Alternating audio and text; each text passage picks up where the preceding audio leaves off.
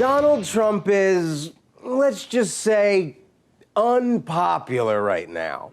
And so it's kind of surprising that, despite his deep unpopularity, MSNBC is moving to the right.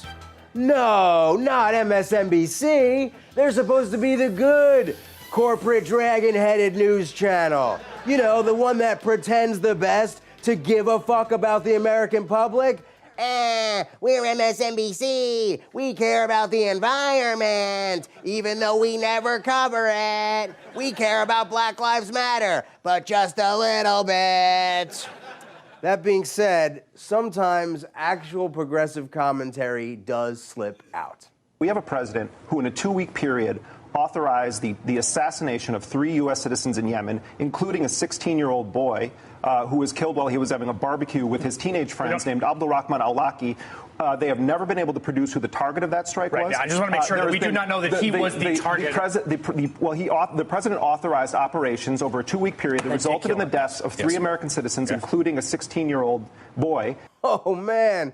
Chris Hayes looked more uncomfortable than classified information is around Donald Trump, or Marine Le Pen is around a black person who's Jewish. But don't worry, Chris. MSNBC is hiring right-leaning commentators and former Fox News anchors. Hiring Fox anchors to report the news is like hiring a bunch of raccoons to watch your garbage. Speaking of raccoons, Fox mainstay and establishment tool Greta Van Susteren is now on MSNBC. Was that too mean? That was too mean. I love my new colleagues here at MSNBC, and I always love you, the viewers. No, I was appropriately mean. So why is this happening?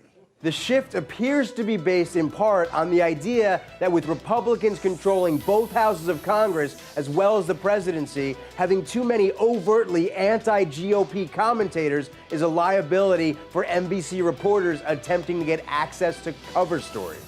Access! It's all about access. So the network is willing to sell what's left of its withered, rotten apricot of a soul in exchange for a cozier relationship with reactionary, warmongering, climate-denying, poor people-hating, right-wing politicians. And they seem to be proud of it, too. Here's one of their more recent promos. People might start accusing us of leaning too far to the right.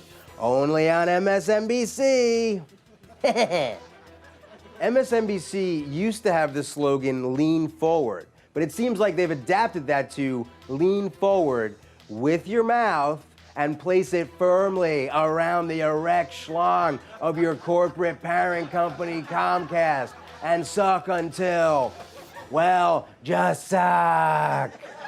I know that was extra weird because the word parent was in there. It kind of creeped me out too. But I needed you to know that Comcast owns MSNBC because former MSNBC host Cenk Uygur has said the network's right-wing shift is because Comcast wants to curry favor with Republicans who will support efforts to gut net neutrality. So even though the more liberal voices on MSNBC, like Rachel Maddow and Lawrence O'Donnell, are getting the best ratings, any revenue bump from that pales in comparison to the billions Comcast can grab if they crush net neutrality. Don't believe me? Why don't you believe me? I've never lied to you. I work very hard on these pieces. I do a lot of research. Look!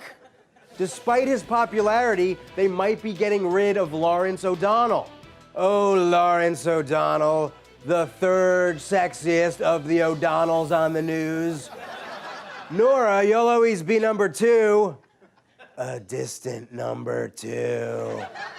Anyway, to sum things up, the only slightly left-wing mainstream news channel has decided to hand even more media access to Republicans in a quest to destroy internet freedom. Lovely. If they're the liberal channel, I guess over at CNN and Fox, they must be like teasing fat kids and mutilating cats. Reporting from Washington, John F. O'Donnell, Redacted Tonight.